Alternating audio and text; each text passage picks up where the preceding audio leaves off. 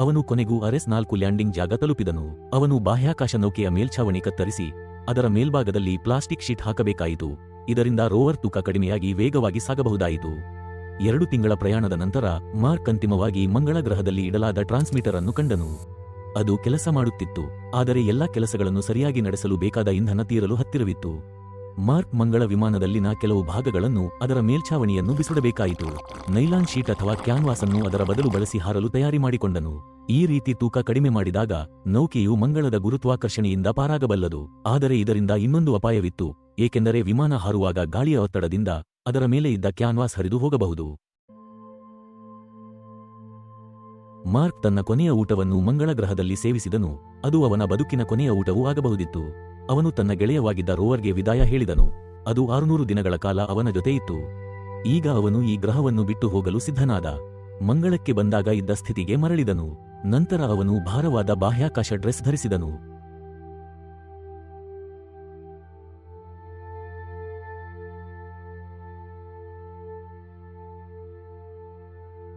ಈ ಬಾರಿ ಮಂಗಳ ಗ್ರಹದಿಂದ ಮಾರ್ಕ್ನ್ನು ರಕ್ಷಿಸುವ ಕಾರ್ಯಾಚರಣೆ ಪ್ರಪಂಚದಾದ್ಯಂತ ಜನರ ಗಮನ ಸೆಳೆಯಿತು. ಎಲ್ಲರೂ ಒಂದೇ ರೀತಿ ಈ ಪವಾಡವನ್ನು ಕಣ್ಣಾರೆ ನೋಡುತ್ತಿದ್ದಂತೆ ಅನುಭವಿಸುತ್ತಿದ್ದರು. ವಿಮಾನ ಹಾರಲು ತಯಾರಿ ಆರಂಭಿಸಿತು.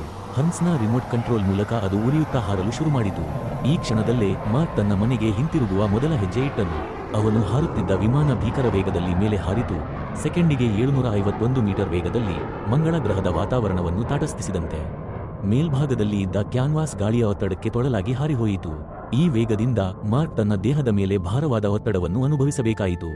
ಕೊನೆಗೂ ಮಾರ್ಕ್ ಅಳಲೆಯ ತೀವ್ರತೆಗೆ ತಾಳಲಾರದೆ ಬಾಗುತ್ತಾ ಕೋಮಾಗೆ ಹೋಗಿದನು. ಶೀಘ್ರದಲ್ಲೇ ವಿಮಾನ ಮಂಗಳದ ಆಕರ್ಷಣಾ ಶಕ್ತಿಯಿಂದ ಹೊರಬಂತು. ಬೂಸ್ಟರ್ನ ಇಂಧನವು ಮುಗಿದು ಅದು ಬೇರ್ಪಟ್ಟಿತು. ಈ ಹಾರಾಟದ ಸಮಯದಲ್ಲಿ ವೇಗ ಹೆಚ್ಚಾಗುತ್ತಲೇ ಹೋಯಿತು. ತೀವ್ರ ಆಕರ್ಷಣೆಯು 12G ತಲುಪಿತು. ವಿಮಾನವು ಉದ್ದೇಶಿತ ದಿಕ್ಕಿನಲ್ಲಿ ವೇಗವಾಗಿ ಸಾಗಿತು.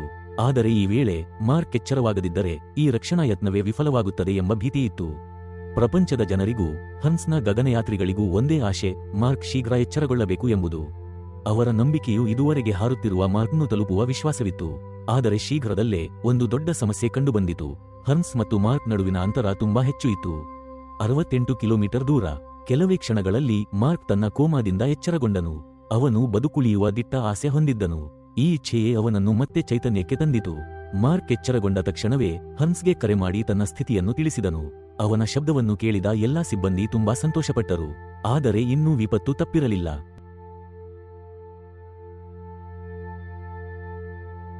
ವಿಮಾನದ ವೇಗವನ್ನು ನಿಗ್ರಹಿಸಲು ಆಗುತ್ತಿರಲಿಲ್ಲ.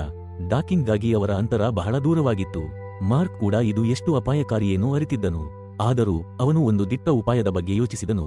ತನ್ನ ಸ್ಪೇಸ್ ಸೂಟ್ನ ಅಂಗುಳಿಯಲ್ಲಿ ಒಂದು ರಂಧ್ರವನ್ನು ತಾವೇ ಮಾಡುವುದು. ಈ ರಂಧ್ರದಿಂದ ಹೊರಬರುವ ಆಮ್ಲಜನಕದ ಒತ್ತಡವನ್ನು ಬೂಸ್ಟರ್ ದಂತೆ ಉಪಯೋಗಿಸಿ ತನ್ನನ್ನು ವಿಮಾನದಿಂದ ಹನ್ಸ್ ಕಡೆಗೆ ತಳ್ಳುವ ಯೋಚನೆ. ಕ್ಯಾಪ್ಟನ್ ಕೂಡ ವೇಗ ಕಡಿಮೆ ಮಾಡಲು ಮಾರ್ಗವೊಂದನ್ನು ಯೋಚಿಸಿದನು. ಆದ್ದರಿಂದ ಅವರು ಭೂಮಿಯ ಬಾಹ್ಯಾಕಾಶ ಕೇಂದ್ರದ ಸಂವಹನವನ್ನು ತಾತ್ಕಾಲಿಕವಾಗಿ ಸ್ಥಗಿತಗೊಳಿಸಿ ಬಾಹ್ಯಾಕಾಶ ನೌಕೆಯೊಳಗೆ ಒಂದು ದ್ರವ ಬಾಂಬ್ ತಯಾರಿಸಿ ಅದನ್ನು ವಿಮಾನದ ಒಳಗಿನ ದ್ವಾರಕ್ಕೇರಿಸಿದರು. ಸ್ಫೋಟದ ಪರಿಣಾಮದಿಂದ ಹನ್ಸ್ನೊಳಗಿನ ಗಾಳಿ ಹೊರಗೆ ಬರುವಂತಹ ಹಿಮ್ಮುಖ ಒತ್ತಡ ಉಂಟಾಯಿತು. ಈ ರೀತಿ ಹನ್ಸ್ನ ವೇಗವು ಯಶಸ್ವಿಯಾಗಿ ಕಡಿಮೆಯಾಯಿತು. ಈಗ ಹನ್ಸ್ ಹಾಗೂ ಮಾರ್ಕ್ ಒಂದೇ ವೇಗದಲ್ಲಿ ಸಾಗುತ್ತಿದ್ದರು. ಈ ಹಂತದಲ್ಲಿ ಅವರು ಪರಸ್ಪರ ಎದುರಾಗಿ ಭೇಟಿಯಾಗುವ ಸಾಧ್ಯತೆ ಹುಟ್ಟಿತು.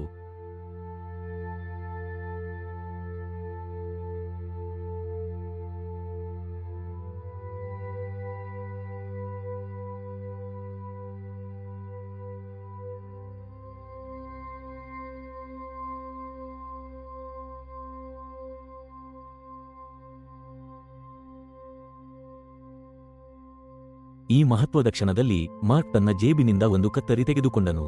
ತನ್ನ ಸ್ಪೇಸ್ ಸೂಟ್ನ ಕೈಭಾಗದಲ್ಲಿ ರಂಧ್ರವೊಂದು ಕತ್ತರಿಸಿದನು.